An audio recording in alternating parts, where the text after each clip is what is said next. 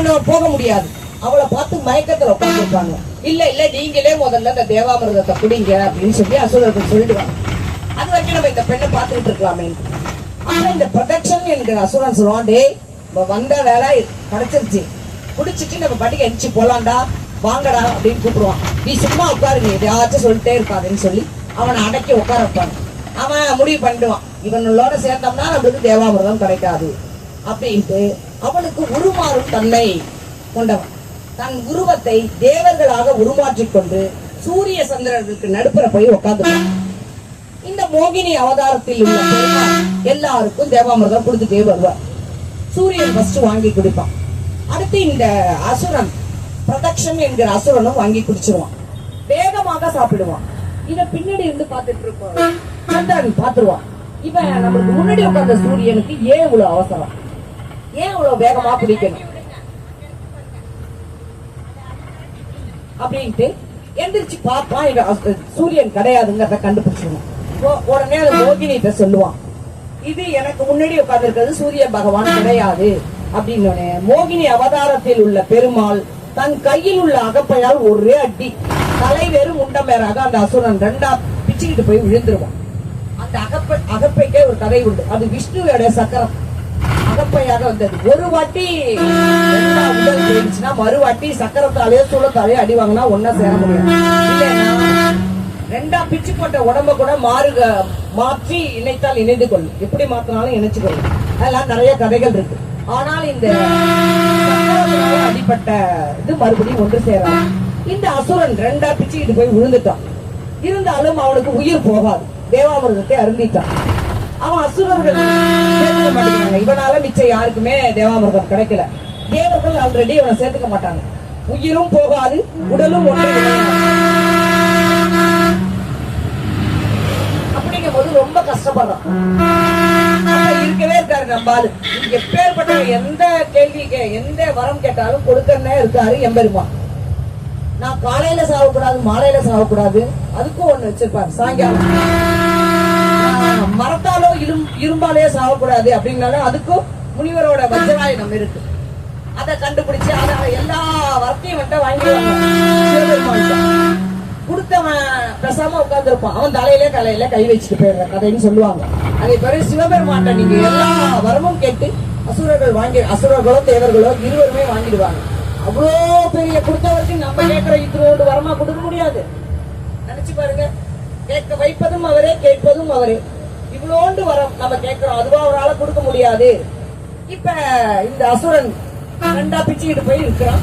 இவன் கதை அப்படியே இருக்கட்டும். அடுத்து எப்படி சொல்றேன், இடுப்புக்கு கீழ்ப்பது அந்த பாம்பு வாசுக்கிங்கிற பாம்பு கயிறாக வச்சு ஒரு பார்க்கடல் கடைறாங்க இல்லைங்களா, அது நஞ்சு போயிடும். ரெண்டா பிச்சுக்கிட்டு போய் விழுற இடம் தான் இடுப்புக்கு கீழ் உள்ள பகுதி. விழுந்த இடம் தான் கீழ் மலையம் என்கிற கீழே பெரும் பள்ளம்.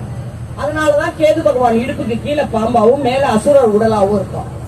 தலைப்பகுதி விழுந்த இடம் தான் ராகுஸ்தலம். ராகுஸ்தலம் இப்ப நம்ம போக போறோம் இல்லைங்களா, அது. இந்த அசுரனின் உடலும் பாம்பும் தலையும் இணைக்கப்பட்டதுதான் ராகு. ஏன்னா இவங்களுக்கு தனி உடல் கொடுக்க முடியாது. அசுரன் உடலும் பாம்பு தலையும் இணைக்கப்பட்டதுதான் ராகு. அசுரனின் அதாவது பாம்போட கீழ்பகுதியும் அசுரனின் தலைப்பகுதியும் கொடுத்ததுதான் கேது. ராகு கேது ஒண்ணு மட்டும் கன்ஃபியூஸ் பண்ண வேண்டாம். இடுப்புக்கு கீழே பாம்பா இருந்தா அது கேது. வேற எதுவுமே ஞாபகத்துக்கு வச்சுக்காதீங்க. இத நீங்க எங்க பாக்கலாம், நவ கிரகங்கள் சேர்ந்து இருக்குல்ல, அதுல மட்டும்தான் இந்த இப்படி பார்க்கலாம். தலை பாம்புவாகவும் இடுப்புக்கு கீழே பாம்புவாக இருக்கிற உருவங்களை நாம் பார்க்க போற ஸ்தலங்கள் அவங்க உங்களுக்கு உண்டான வீடு. நம்ம வீட்டுல பேண்ட் ஷர்ட் எல்லாம் போட்டிருக்க மாட்டோம். நைட்டி, நம்மளுடைய நேஷனல் ட்ரெஸ் நைட்டி. ஆண்களுக்கு கைலி, பொண்ணு வேட்டி. பேண்ட் ஷர்ட் எப்படியோ அதே போலதான் அது. இப்ப நம்ம பார்க்க போறது அவங்க சொந்த வீட்டுல. அவங்க முழு ஆண் உருவமாக இருப்பாரு. ஓகேங்களா? இப்ப ராகு கேது எப்படி வந்தாங்க அப்படிங்கறத தெரிஞ்சிட்டோம். இந்த இடத்துல அவங்களால என்ன பலன், பயன் என்ன, பலன் என்ன? ராகு அப்படின்றா தந்தை வழி பாட்டனை குறிக்கும். காலையில சூரியன் சந்திரன் ஒவ்வொருத்தங்களுக்கா சொன்ன இல்லைங்களா, அண்ணன் தம்பி தாய் மாமன் அத்தை எல்லாத்துக்குமே கிரகங்கள் உண்டு. இவங்க ராகு கேது நம்மளுடைய முன்னோர்கள். அப்படிங்கும் போது தந்தை வழிபாட்டன் இவருக்கு, தாய் வழிபாட்டன் கேது. இந்த நம்மளுடைய தாத்தாக்கள் சேர்த்து வைக்கும் சொத்து இருக்கு இல்லைங்களா, நல்ல முறையில் சேர்த்து வச்சிருந்தாங்கன்னா நம்மளுக்கு பிரச்சனையே கிடையாது. ஒரு தகாத வழியில் சேர்த்து வச்சிருந்தாங்கன்னா அதனுடைய பலாபலன்களை நாம் அனுபவித்தே ஆக வேண்டும். இதுல மாற்றமே கிடையாது. நம்ம தாத்தாவெல்லாம் முன்னொரு காலத்துல தாத்தா பாட்டி சேர்த்து வச்சிருக்க சொத்து நல்ல முறையில் வச்சிருந்தாங்கன்னா பிரச்சனையே கிடையாது. அதே ஒரு கஷ்டமான ஒரு தகாத முறையில் வந்த பணம் சேர்த்து வச்சிருந்தாங்கன்னா அதனால என்ன ஏற்படும்? உடல் உறுப்பு இருக்காது, மனநிலை, பைத்தியம் பிடிக்கும் நிலை, இது எல்லாமே ஏற்பட காரணம் நம்மளுடைய முன்னோர்களின் அனுபவிக்கிற சொத்துக்கள் தான். அவங்க சேர்த்து வச்சுட்டு போற சொத்து எங்கேயோ ஒரு செகண்ட் நம்ம காப்பாற்றப்படுவோம். யார் செய்த புண்ணியமா உன் தலை இன்னைக்கு தப்பிச்சிருச்சு அப்படின்பாங்க. நம்ம செஞ்சோமா அப்படின்னு தெரியாது, நம் முன்னோர்கள் செய்து வைத்தது. அதனாலதான் அந்த காலத்துல 10-15 பேர்த்த நம்ம முன்னோர்கள் என்ன பண்ணாங்க, ஒரு காலகட்டம் வரும்போது ஒரு யோசனை பண்ணி பார்த்தாங்க, இந்த பிரச்சனை தொடர்ந்து வந்துகிட்டே இருக்கு, அப்ப நம்ம என்ன பண்ணணும், சொத்துக்களை கோயிலுக்கோ பள்ளிக்கூடத்துக்கோ எழுதி வச்சுட்டாங்க. அதுக்குதான் அந்த காலத்துல அன்னதானம் பண்ணிக்கிட்டே இருப்பாங்க. நம்ம பாட்டி தாத்தா கவனிச்சு பாருங்க, அன்னதானம் பண்றதோ பொது காரியங்களுக்கு பயன்படுத்துறதோ இருந்தாங்க. அந்த அவங்க எழுதி வச்ச சொத்துக்கள் தான் சிவன் சொத்து. சிவன் சொத்தை எடுத்தால் நீ நாசம்னு சொல்லல, ஏய் சிவன் சொத்தை ஆட்டைய போடாதா நீ நாசம் அப்படின்னு சொல்லல. சிவன் சொத்து குலநாசம். உன்னுடைய 21 தலைமுறைகளை அது பாதிக்கும். இந்த ராகு கேது தோஷம் ஏற்படுவதும் 1000 குழந்தைகள்ல ஒரு குழந்தைக்கு தான் இந்த மாதிரி ஒரு தோஷங்கள் ஏற்படுவது. அது கொஞ்சமா கண்ணு தெரியல, உடல் ஊனம், இதெல்லாம் தாக்கப்படுவது எதனால? குழந்தைகள் வயிற்றுல இருக்கும் போதே தப்பு பண்ணிட்டு பிறக்கிறது கிடையாது. அவங்க முன்னோர்கள் செய்து வைத்த பாவ லாப நஷ்டங்கள் தான் நம் குழந்தைகள் மூலியமாக அனுபவிக்கிறோம். ஒரு யங்ஸ்டர்ஸா இருக்கும் போது ஒரு பிரச்சனை வந்துச்சுன்னா நம்மளால உடலாலோ மனசாலோ தேத்திக்க முடியும். நம்ம பாட்டி தாத்தாவா இந்த மாதிரி ஒரு பிரச்சனை வந்துச்சுன்னா நம்மளுக்கு உடல்லயும் வலு இருக்காது, உள்ளத்திலயும் வலு இருக்காது, வேதனைப்படுவோம். நம்ம குழந்தைகள் இப்படி ஒரு கஷ்டப்படுறேன்னு நம்ம வேதனைப்படுவோம். அதனாலதான் அந்த காலத்துல சிவன் சொத்து குலநாசம். நீங்க எடுத்துட்டு போற துண்ணூரோ பிரசாதங்கள் அங்க கோயில்ல கொடுக்குறாங்க இல்லைங்களா, அதுவோ தப்பே கிடையாது. அது இறைவன் நமக்கு அளிக்கும் பிரசாதம். பிச்சை எதுவா இருந்தாலும் கோயில்ல இருந்து கோயில் சொத்தையோ கோயிலுடைய மிச்ச விஷயங்கள் நாம் வாங்கினால் கட்டாயமாக, நான் சொல்லல, நம் முன்னோர்கள் சொல்லி வச்சிருக்காங்க, இதுக்கு வழி இருக்காங்க, கட்டாயமா இருக்கு. 2 வழி இருக்கு. ஒண்ணு, எல்லா சொத்தையும் நம்ம கோயிலுக்கு எழுதி வைக்கணும். ஏங்க அவ்வளவு எல்லாம் செய்ய முடியாது, எனக்கு கஞ்சதே கொஞ்சம் தான், நான் போய் இதை எப்படிங்க எழுதி வைக்க முடியும்? இல்ல, நாம் நம் குழந்தைகளுக்கு சேர்த்து வைக்கும் சொத்து நல்ல விதமா இருக்கணும். அவங்களும் நல்லா இருப்பாங்க, அவங்க குழந்தைகள் அடுத்து வர ஜெனரேஷனும் நல்லா இருப்பாங்க. இதுதான் இப்ப ராகு கேதுவால நமக்கு இருக்கிற ஏற்படக்கூடிய கஷ்டங்கள். இப்ப இந்த இடத்துல ராகு பகவான் கோயில்ல ராகு பகவான் மங்கள ராகு, யோக ராகுவாக இருப்பார். ராகு நம்மள பார்க்க ஆரம்பிச்சானா என்ன பலன்னா, திடீர்னு பண வரவு எங்க இருந்து வருதுன்னே தெரியாது, எக்கச்சக்கமா பண வரவு வந்துட்டே இருக்கும். அது பைனான்ஸ்ல கம்பெனியா கூட இருக்கலாம், நீங்க வச்சிருக்கலாம், நிறைய வரும். நல்ல முறையில வந்துச்சுன்னா பிரச்சனை இல்லை. அதே ஒரு தகாத முறையில நீங்க பணம் சேர்த்துட்டு இருந்தீங்கன்னா, நவ கிரகத்தின் ஹீரோ யாருங்க? நவகிரகத்தின் ஹீரோ யாருங்க? சூரியன். சொல்லுங்க, கொஞ்ச காலம் வந்து கொஞ்ச காலம் ஒழுங்க. சூரிய பகவான். அப்ப அவரு வில்லன் யாருங்க? வில்லனும் அவர் தான், ஹீரோவும் அவர் தான். இதே மாதிரி தகாத முறையில் வரதா பார்த்துட்டே இருப்பார். அவரு டான் வரும்போது அடிப்பாரு பாருங்க, உச்சந்தலையில எந்திரிக்கவே முடியாத அளவுக்கு அடிச்சுடுவார். ராகு பகவான் யோக ராகு, வேணுங்கிற அளவுக்கு பண வரவு வந்துட்டே இருக்கும். இப்ப நம்ம இந்த இடத்துல மங்கள ராகு யோக ராகுவை தான் பார்க்க போறோம். மங்கள ராகுன்னா மனைவியுடன் அமைந்த திருக்கோலம். நாகவல்லி நாகக்கண்ணிங்கிற மனைவியுடன் உட்கார்ந்திருப்பார். அவரை தான் நம்ம வணங்க போறோம். என்ன காரணம்? ஏன் இங்க ராகு வந்து மங்கள ராகுவாக இருக்கிறார்? ஒரு முனிவரின் மகனை பாம்பு கடிச்சிருக்கு. தக்ககன் என்கிற பாம்பு வந்து அந்த முனிவரின் மகனை கடிச்சது. அந்த முனிவர் மகன் இறந்துடுறான். அந்த முனிவருக்கு பயங்கர கோபம். உடனே அந்த பாம்புக்கு ஒரு சாபத்து கொடுக்கிறார். உன்னுடைய இயல்பு தன்மை நீ மாறி போயிடும், உனக்கு என் மகன் இறந்துட்டான், நான் வச்சிருந்தது ஒரே ஒரு வாரிசு அப்படின்னு சொல்லிட்டு அதுக்கு சாபம் கொடுத்துறார். அந்த பாம்பா இருக்கிற வசியம் பார்த்துட்டு பயப்படுறான். இதே வந்து ஒரு மண்புழுவா இருந்தா அதை குத்திக்கிட்டே இருப்போம். அது போற இடமெல்லாம் அடி வாங்குது, அதால முடியல, அது புத்த விட்டு வெளியில வர முடியாம கஷ்டப்படுது. அப்ப அது இறைவனை நோக்கி தபம் இருக்கு. மட்டும் கடுமையான தபம் இருக்கு. இறைவன் காட்சி அளிக்கிறார், அசரீராக ஒழித்து காட்சி அளிக்கிறார். என்ன வேணும், நீ ஏன் இவ்வளவு கஷ்டப்படுற அப்படிங்கும் போது, நான் ரொம்ப இந்த மக்களால கஷ்டப்படுறேன், எனக்கு பழைய நிலைமை வேணும் அப்படிங்கும் போது, நீ ஒவ்வொரு ஸ்தலமா தரிசனம் பண்ணிட்டு வா, உன்னுடைய சாபம் ஒரு இடத்துல நீங்குங்கிறார். திருப்பாம்புரம் ராகேஸ்வரன் கோயில் இன்னொன்னு இருக்கு கும்பகோணத்துல. இதெல்லாம் தரிசனம் பண்ணிட்டு அது வரும். சிவராத்திரி அன்னைக்கு 3வது காலமன் அப்பதான் இந்த ராகுவுக்கு பாப விமோசனம் கிடைக்குது. அதனால வீதி உலா வரும் ராகு பகவான். இங்க இருக்கிற ராகு எந்த கோயிலையும் அது மாதிரி கிடையாது. சிவராத்திரி அன்னைக்குதான் அதுக்கு சாப விமோசனம் கிடைக்குது. அன்னைக்கு அது 3வது காலம், அதுக்கு சுத்து வீதி உலா வரும். அப்ப சாப விமோசனம் கிடைச்சாலும் அது ரொம்ப சந்தோஷப்படுது. பழைய நிலைக்கு வந்தவனே மறுபடியும் இறைவனை நோக்கி தபம் இருக்குது. ஏன் மறுபடியும் நீ தபம் இருக்காது? என்னுடைய கஷ்டங்களால் இந்த மக்கள் வராங்க, இவ்வளவு பாடுபடுறாங்க, அவங்களுக்கு நான் பட்ட கஷ்டம் எனக்கு தெரியுது, அவங்க என்னுடைய தாக்கத்தினால் கஷ்டப்படும் போது அவங்களுக்கு நான் உதவி செய்யணும் அப்படிங்கும் போது, நீ என்னுடைய வலது கை பக்கம் இருந்து மங்கள ராகு யோக ராகுவாக இருந்து ராகுவினால் பாதிக்கப்பட்டு வரவங்களுக்கு உன்னால் குறைத்துக் கொடு, உன்னுடைய கஷ்டங்களை குறைத்துக் கொடுன்னு இறைவனுடைய அனுகிரகத்தினால் இந்த இடத்துல ராகு பகவான் யோக ராகுவாக அமர்ந்து ராகு பிரச்சனையில வரவங்களுக்கு அவருடைய கஷ்டங்களை குறைத்துக் கொடுக்கிறார். இவர் மூலவர் பேரு நாகநாத சுவாமி, அம்பாள் பேரு பிறையணி அம்மன். நாம பார்க்க வந்திருக்க ராகு பகவான். இதுதான் இந்த கோயிலோட அமைப்பு. 3 யுகங்கள் கொண்ட கோயில். மிச்ச எல்லா கோயிலும் 2 யுகம்.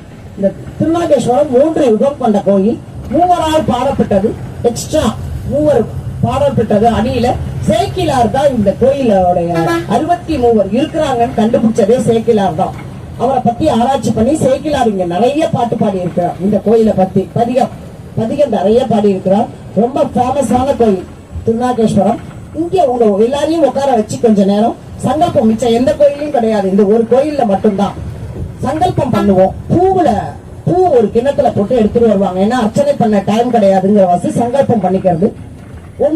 நீங்க பெரியவங்களா இருந்தா உங்க பிள்ளைங்களுக்கு, இல்ல பிள்ளைங்க வந்திருந்தீங்கன்னா அப்பா அம்மா சங்கல்பம் பண்ணிக்கிட்டு உங்க ராசி நட்சத்திரம் சொல்லி சங்கல்பம் பண்ணிட்டு உங்களால் முடிந்த தட்சணையை அந்த தட்டுல வச்சுட்டு இதுக்கு பல்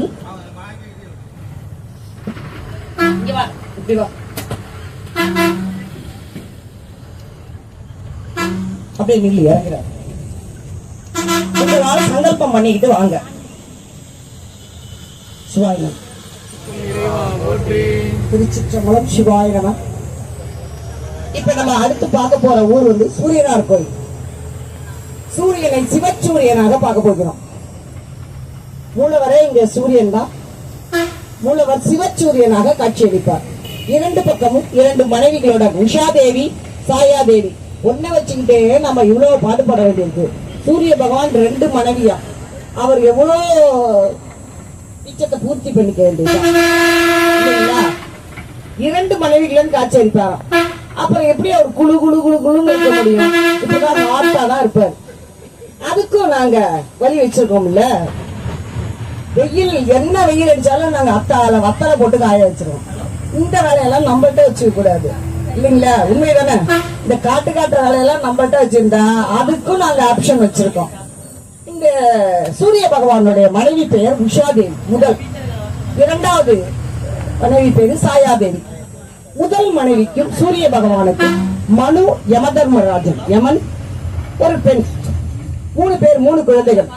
இந்த அம்மா சொல்லி சொல்லி பாக்குது, ஐயா உன்னுடைய வெப்பத்தை என்னால தாங்க முடியல, கொஞ்சம் உன் பவரை கொஞ்சம் குறைச்சு வைன்னு சொல்லி பாக்குது. அவரு கேட்கவே மாட்டேங்கிறாரு. ஆனால் அடிக்கிறாரு. அந்த அம்மாவால தாங்கவே முடியல.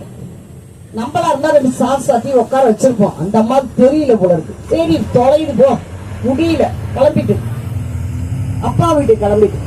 அந்த காலத்து அப்பாலாம் ரொம்ப நல்லவங்க. இந்த காலத்து அப்பா மாரி கிடையாது. அம்மா நீ வந்தன்னா புருஷனோட தான் வரணும், இல்லன்னா இந்த பக்கம் வந்துடாத அப்படின்னு சொல்லி இருப்பாங்க. இந்த காலத்து அப்பாலாம் வாமா வாமா வாமா, அந்த ஆளை நம்ம அப்புறமா பாத்துப்போம் ஒரு கை அப்படின்னு சொல்லி கொஞ்சம் பேர் அப்படி இருக்காங்க. யாரோ ரசிச்சு சிரிக்கிறாங்க. நல்லா இருக்கட்டும், எனக்கு 2 பையன் தான், அதனால அந்த பாக்கியம் நம்மளுக்கு கிடையாது போல இருக்கு. அந்த உஷாதேவி என்ன பண்றாங்க, இந்தியமலை சாரல்ல சிவபெருமானை நோக்கி தபம் இருக்க போயிடுறாங்க. அவங்க போகும்போது தன்னுடைய நிழலை ஒரு பெண்ணாக படைத்து, சாயாதேவி அந்த அம்மா பேரு, சூரிய பகவான் புருஷன் அங்க போய் நிம்மதியா இருந்துட்டாருன்னா என்ன பண்றது? தான் போனாலும் பரவாயில்ல, நான் போயிட்டோம்னா இந்த ஆளு பாட்டுக்கு ஏமாட்டாடி ஊருக்கு போயிட்டாங்க ஜாலியா ஆயிட்டாருன்னா என்ன பண்றது அப்படின்ட்டு தன்னுடைய நிழலை ஒரு பெண்ணாக படைத்து விட்டுட்டு இந்த அம்மா தவம் பண்ண போயிடுறாங்க. அந்த பெண் பேர் தான் சாயாதேவி. அவங்களுக்கு சூரிய பகவானுக்கு சவர்ண மனு, சனி பகவான், ஒரு பெண் வந்து பத்ரி, அவங்க நதி, 3 குழந்தைகள். சனி பகவான் பிறந்தோட சூரிய பயங்கரமா கருப்பா அசிங்கமா இருக்காரு. சூரிய பகவான் பாக்குறாரு, நம்மளும் ஒளி பொருந்தியவர்,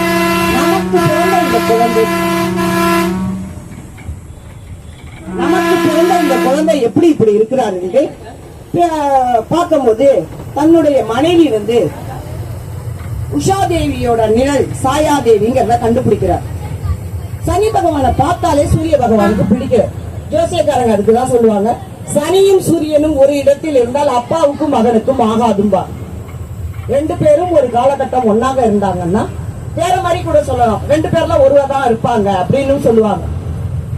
இந்த அம்மா சாயாதேவி என்ன பண்றாங்க, தன் மகன் அழகோ அசிங்கமோ சிகப்போ கருப்போ எதா இருந்தாலும் தாய்க்கு தன் மகன் அப்படிங்கும் போது சனி பகவானை தூக்கிட்டு போய் பாதாள லோகத்துல வச்சு வளர்ப்பாங்க. இந்த கதையை உங்களுக்கு நான் சனி பகவான் தொடர்புடைய கதை அது சொல்றேன். சூரிய பகவான் எல்லாம் ரொம்ப பிரச்சனை எல்லாம் இல்ல, ரொம்ப நல்ல ஒரு சூரிய தோஷம் இருக்கிறவங்களுக்கு நிவர்த்தி பண்ணிக்கலாம், சூரிய பகவானை வேண்டி நிவர்த்தி பண்ணிக்கலாம். சூரியனால தாக்கம் ஒண்ணு இல்லை, ஒன்லி அவரால் வரக்கூடிய வியாதிகள், மன உளைச்சல், கண் சம்பந்தப்பட்ட இருதய சம்பந்தப்பட்ட வியாதிகள் வரும்னு அதர்வண வேதத்தில் சொல்லி இருக்காங்க. அது நீங்கிறதுக்கு நாம் அவரை வணங்கலாம். அடுத்து ஒரு 7 குதிரைகள் பூட்டிய வண்டியில் வலம் வருவான். சிம்ம ராசியின் அதிபதி சூரியன். கோதுமை தான் அவருடைய உணவு, அவருக்கு வச்சு நம்ம வந்து நைவேத்தியம் பண்றது கோதுமை. இது எல்லாமே சூரியனுக்கு உகந்தது. சூரியனுக்கு தாமரை மலர்கள், இது ரொம்ப உகந்தது. இப்ப உஷாதேவி என்றால் காலை, சாயாதேவி என்றால் மாலை. அந்த காலத்துல பெரியவங்க சும்மா இப்படிலாம் நம்ம ஜோக்குக்காக வேணா சொல்லலாம். நேச்சர்ல வந்து சூரிய பகவானுக்கு உஷாதேவி சாயாதேவி என 2 மனைவிகள் சொன்ன இல்லைங்களா, காலை மாலை என்பதா அவருடைய மனைவிகள். அதுதான் அங்க பிரதிஷ்டை பண்ணி சூரியனுக்கு நல்லா கவனிங்க, சூரியனுக்கு நேர் எய்தாப்புல குரு பகவானை பிரதிஷ்டை பண்ணியிருப்பாங்க. சூரியனையும் குருவையும் ஒரு சேர வணங்கினால் கோடி நன்மைகள் நமக்கு. ஒரே சின்ன வழி, அதுல போயிட்டு தான் நீங்க சூரிய பகவான் கோயில்ல கும்பாபிஷேகத்துக்கு வேலை நடந்துட்டு இருக்கு. சின்ன வழியில சிறப்பு தரிசனத்துலதான் உள்ள போகணும். போயிட்டு சூரியனையும் குரு பகவானையும் ஒரு சேர வணங்கிட்டு வாங்க, உங்களுக்கு எல்லா பிரச்சனைகளும் தீரும். காலையில ஒரு கதை சொன்ன, எல்லா கிரகத்துக்கும் தொழுநோய் ஏற்பட்ட வாசி சூரியன் கிட்ட, சூரியனை நோக்கி எல்லா கிரகங்களும் தபம் இருக்கும். ஒன்னா ஒரே இடத்துல எல்லா கிரகத்திலையும் பார்க்கலாம். இன்னைக்கு எல்லாம் பாலாலயம் செய்யப்பட்டு கும்பாபிஷேகத்துக்கு ரெடி ஆயிட்டு இருக்கும் போது வேற எந்த கிரகத்தையும் பார்க்க முடியாது. அதனாலதான் அந்த விநாயகர் பேரு கோள்களின் வினை தீர்த்த விநாயகர்னு பேரு, கோள்களோட கஷ்டங்களை தீர்த்தவர்னு பேரு. எல்லா கிரகத்தையும் எடுத்து வச்சுட்டாங்க. இனிமே கட்டி கும்பாபிஷேகம் பண்ணும் போதுதான் அது ரெடி ஆகும். நீங்க அவங்க எங்கேயாச்சும் சொல்றாங்கன்னு சொல்லிட்டு கோயில சுத்திட்டு கிடக்காதீங்க. நேரா சிவசூரியனை வணங்கிட்டு அதுக்கு எதிர்த்தாப்புல இருக்க குருவை வணங்கிட்டு வெளியில வந்துடணும். 10 நிமிஷம் தான் டைம் எடுக்கு. ஏன்னா 12.5 கிலோ வைத்தீஸ்வரன் பெரிய ஆள்பாங்க. கணவன் மனைவி பிறகு சண்டை சச்சரவு இருந்தா இந்த அம்பாள்கிட்ட வேண்டிக்கிட்டா கணவன் மனைவி ஒற்றுமை கிடைக்கும். ஆதிசங்கரால் மேரு பிரதிஷ்டை பண்ணப்பட்டு 51 சக்தி பீடங்கள்ல ஒண்ணு பௌர்ணமி பூஜை நடக்கும். அந்த மேலுக்கு அச்சரத்துக்கு ரொம்ப விமர்சையாக பூஜைகள் நடக்கும் பௌர்ணமி அன்னைக்கு. இவ்வளவு 5 தேர் உடையது. இதுதான் 7 பிரகாரம் உடையது. அதுல 3வது பிரகாரத்துல ஓம்கார பிரகாரம் இல்ல பிரணவ பிரகாரம் பாங்க. இந்த பிரகாரத்துல ஒரு முறை நீங்கள் ஓம் என்று ஒலித்தால் 10 முறை வானத்திலிருந்து கேட்கும். ஓம் தான் ஒலிக்கணுமா, எனக்கு மனதுக்கு பிடித்தவங்க பேரை சொல்லி கூட ஒலிக்கலாம், அதுவும் 10 முறை கேட்கும். வந்து மனதுக்கு பிடிக்காம போகும்போது 4 வச்சு சாப்பிட்டோம். அந்த பேரும் பிடித்தவர்கள் பேரை சொல்லி கூப்பிட்டீங்கன்னா வானத்திலிருந்து அதோட எக்கோ அடிக்கும். அந்த 7 பிரகாரம் இந்த கோயில சுத்தினாலே சுகர் வராதுன்னு அப்பெல்லாம் சொல்லிப்பாங்க. அவ்வளவு 7 பிரகாரம், பெரிய பிரகாரம், ரொம்ப பிரசித்தி பெற்ற கோயில். என்றைக்காச்சும் ஒரு முறை நீங்க கும்பகோணம் வரும்போது இந்த கோயில்லாம் வந்து தரிசனம் பண்ணுங்க. பிரம்மகத்தி தோஷம் நீங்க ரொம்ப விமர்சையான கோயில். பிரம்மகத்தி தோஷம்னா 2 கையும் கண்ணத்துல வச்சுட்டு குத்துக்கால் போட்டுட்டு உட்காந்துருப்பாங்க. கொரக்கட்டா மாரி இருக்கும்பாங்க, அதாவது ஒல்லியா அசிங்கமா உட்காந்துருப்பாங்க. எப்ப பார்த்தாலும் குத்துக்கால் போட்டு, எங்க ஊர்ல எல்லாம் சொல்லுவாங்க, குத்துக்கால் போட்டு ஏன் பிரம்மகத்தி ஆட்டம் அப்படி மூலையில போய் உட்காந்துருக்கேன்பாங்க. அது ஒரு தோஷம். தோஷம் பிடிச்சவங்க தான் அப்படி உட்காந்துருப்பாங்க. ஓகே, இப்ப நம்மளோட இடத்துக்கு போயிடுவோம், நவகிரகத்துக்கு. சூரியனை வணங்கிட்டு, ஏன்னா அதுக்கு டைம் இருக்காது, அடுத்த கோயில் ரொம்ப சீக்கிரம் வந்துடும். சுக்கிர பகவான், சுக்கராச்சாரியார், சுக்கிர பகவான், வெள்ளி, வீனஸ் எல்லாமே ஒன்றே ஒன்றுதான். கஞ்சனூர் அந்த கோயில்ல ஒரு கதை, எனக்கு கிரகங்களை பத்தி சொன்னா மட்டும் போதும், இருந்தாலும் சிறப்பா நீங்க ஒவ்வொரு கோயிலையும் தரிசனம் பண்ணணுங்கிற ஒரு அவல ஆசைன்னு சொல்லுவாங்கல்ல, அதிக ஆசை. அந்த கோயில்களை பத்தி சிறப்பு கொஞ்சம் எக்ஸ்ட்ராவும் சொல்லிட்டு வரேன். என்னதான் வேகமா போனாலும் நாங்க சொல்றத சொல்லிடுவோம். உங்களுடைய இடது கை பக்கம் பாத்துங்க, கோவிந்தபுரம்னு ஒரு ஊர் வருது, பவுண்டரிகபுரம். சாரி, அந்த கோயில் சுவாமி வந்து பண்டரிநாதர். பிளாட்டினத்தினால ஆன கோயில், நார்த் ஸ்டைல்ல இருக்கும், ரோஸ் கலரா இருக்கும். அப்படியே பாத்துக்குங்க, இடது கை பக்கம் மேல கும்பிட்டுங்க. பாத்துட்டேலா? சுக்கராச்சாரியார், சுக்கிர பகவான், வீனஸ், வெள்ளி எல்லாம் ஒன்றுதான். ஒரே காலையிலே ஒரு கதை சொன்னேன். முனிவரோட மகன் பெயர் பிரகஸ்பதி, அவருடைய மாணவன் தான் சுக்கராச்சாரியார். சுக்கராச்சாரியார் 64 கலைகளையும் தெல்ல தெளிவாக கட்டவர். சுக்கிர நூல்ங்கிற ஒரு நூல் எழுதியவர், ரொம்ப சிறப்பு வாய்ந்தவர். அப்படி இருக்கிறவர் வந்து தனக்கு தேவர்களின் தலைவன்கிற பட்டம் கிடைக்கலங்கிற வாசி கோபத்துல அசுரர்களின் தலைவனாக ஆகிறார்.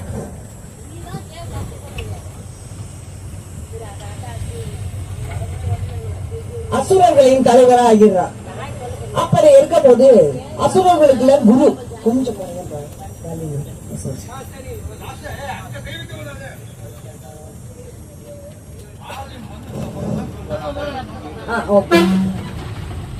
அசுரர்களின் தலைவராக ஆகிறார். இந்த சுக்கராச்சாரியார் சிவபெருமாட்டின் மிக கடுமையான தபம் இருந்து மிருக சஞ்சீவினிங்கிற ஒரு வரம் வாங்கியிருக்கிறார். அந்த வரம் என்னன்னா, இறந்தவர்களை மீட்பிக்கும் வரம். இவ்வளவு பெரிய திறமை வாய்ந்தவர் அசுரர்களுக்கு போய் தலைவனா ஆனா என்னாரு, கெட்டவங்களோட போய் நல்லவங்க சேர்ந்தா என்ன ஆவாங்க, கெட்ட புத்தி தான் வரும். இவரு அடிக்கடி உங்கள்கிட்ட காலையிலே சொன்ன, தேவர்களுக்கும் அசுரர்களுக்கும் அடிக்கடி சண்டை வந்துட்டு இருக்கணும். ஒரு நாள் அதே மாதிரி சண்டை வரும்போது ஒரு பக்கம் 100 தேவர்கள், ஒரு பக்கம் 100 அசுரர்கள் இருந்து சண்டை போட்டுட்டு இருக்காங்க. அப்படி போட்டுட்டு இருக்கும் போது காலையில ஆரம்பிச்ச சண்டை சாயங்காலம் வரைக்கும் நடக்குது. சாயங்காலம் பார்த்தா 100 அசுரர்கள் அப்படியே இருக்காங்க, தேவர்கள் எண்ணிக்கை குறைஞ்சிருக்கு. என்னடா காரணம்னு பார்த்தா, இந்த சுக்கராச்சாரியார் அசுரர்களை அந்த வரத்தை கொண்டு எல்லாருமே உயிர்ப்பிச்சிடுறாங்க, சாகவே மாட்டிக்கிறாங்க. நாளுக்கு நாள் தேவர்களின் எண்ணிக்கை குறைஞ்சிட்டே வருது. இவங்களுக்கு பயம் வந்துருது. இந்த ஆளு பேசாம உட்கார்ந்துருக்காம ஒரு வரத்தை ஒண்ணு கொடுத்துறாரு. அந்த வரத்தை வச்சு இவங்க என்னென்ன பாடுபடுத்துறாங்க. இறந்தவர்கள் எல்லாம் மீட்பிச்சுறாங்க, அதுவும் அசுரர்கள் எல்லாம் மீட்பிச்சுட்டா, உயிர் கொடுத்துட்டா தேவர்கள் எண்ணிக்கை குறைஞ்சிட்டே வருது. சரி, போய் சிவபெருமான்கிட்ட முறையிடுறாங்க. நீங்க பாட்டுக்கு ஒரு வரத்தை கொடுத்து போறீங்க, அந்த வரத்தினால இவங்க எல்லாருமே மறுபடியும் வந்துடுறாங்க, நாங்க என்னையா பண்ணுவோம் அப்படின்னு. இரு, நான் வந்து பாத்துக்கிறேன். இவங்க சிவபெருமான்கிட்ட போய் சொல்லிட்டாங்க. தேவர்கள் தெரிஞ்ச உடனே இந்த சுக்கராச்சாரியார் நம்மளதான் அடுத்து வருவாரு பாக்குறதுக்குன்னு சொல்லிட்டு தன் உருவத்தை சிறியதாக்கி கொண்டு சிவபெருமானின் சூலத்திலே போய் ஒளிஞ்சுக்கிறார். எங்க தெளிவும் கிடைக்கல. சிவபெருமான் அதுக்கப்புறம் கண்டுபிடித்து தன்னுள் ஐக்கியமாக்கி கொள்கிறார் சுக்கராச்சாரியாரை. அதனால இந்த இடத்துல முதல்ல கோயிலுக்குள்ளார போன உடனே கற்பகாம்பால பார்க்கலாம். அடுத்து சுக்கிர பகவான் உற்சவராக மனைவியுடன் அமைந்த திருக்கோலத்தில் பார்க்கலாம். அடுத்து அக்னீஸ்வரர், அவருதான் இங்க சுக்கராச்சாரியார். அவருக்குள்ளாரேதான் சுக்கிர பகவான் அடங்கி இருக்கிறார். சுக்கராச்சாரியார் அவர்தான், ஈஸ்வரனும் அவர்தான். அவரை பார்த்துட்டு அடுத்து வெளியில வந்தீங்கன்னா ஒரே கல்லால் ஆன நடராஜர் சிலை இருக்கும். அந்த சிலைக்கு டெய்லி அபிஷேகம் ஆகும். நடராஜருக்கு எங்கேயும் டெய்லி அபிஷேகம் கிடையாது. எவ்வளவு பெரிய கோயிலா இருந்தாலும் வருடத்திற்கு 6 முறை மட்டுமே தான் நடக்கும். இங்க மட்டும் வருடம் முழுவதும் அபிஷேகம் நடக்கும். ஹரிதத்திற்கு காட்சி கொடுத்த இடமும் இங்கதான். அதுக்கு அடுத்து வெளியில வந்தீங்கன்னா கொடிமரத்துக்கு பக்கத்துல ஒரு நந்தி இருக்கும். அதுதான் நான் சொன்ன கல்லந்தி புல்லுண்ட கதை. இது எல்லாத்தையும் நீங்க பாத்துட்டு வரலாம். சுக்கிரன் திடீரென்று உங்க வாழ்க்கையில அதிர்ஷ்டம் வந்துச்சுன்னா, சுக்கிர பகவான் உனக்கு சுக்கிர தசரா ஓஹோன்னு உன் வாழ்க்கை இருக்கு அப்படிம்பாங்க. பரதநாட்டியம், வாக்கு வன்மை, நல்ல இது பேச்சு, ஜோசியம், இது எல்லாத்துக்குமே சுக்கிர பகவானுடைய பார்வை நல்ல இடத்துல இருந்தா, நல்ல கணவன் உங்களுக்கு ஒரு மணமகன் பாக்குறாங்க, மணமகள் பாக்குறாங்கன்னா சுக்கிரனோட பார்வை இருந்தா நல்லா உடனே திருமணம் நடக்க கைகூடும். இவ்வளவும் சுக்கிர பகவானால் நமக்கு நடக்கிறது. நம் வாழ்க்கையில் அதிர்ஷ்டம் எல்லாமே சுக்கிர பகவானுடைய பார்வை இருந்தால் எல்லா அதிர்ஷ்டங்களும் நம்மளுக்கு பூர்ணமாக கிடைக்கும். இது மதுரை ஆதீனத்தோட கோயில், அவங்களுடைய கண்ட்ரோல், அவங்களுடைய கோயில் இது.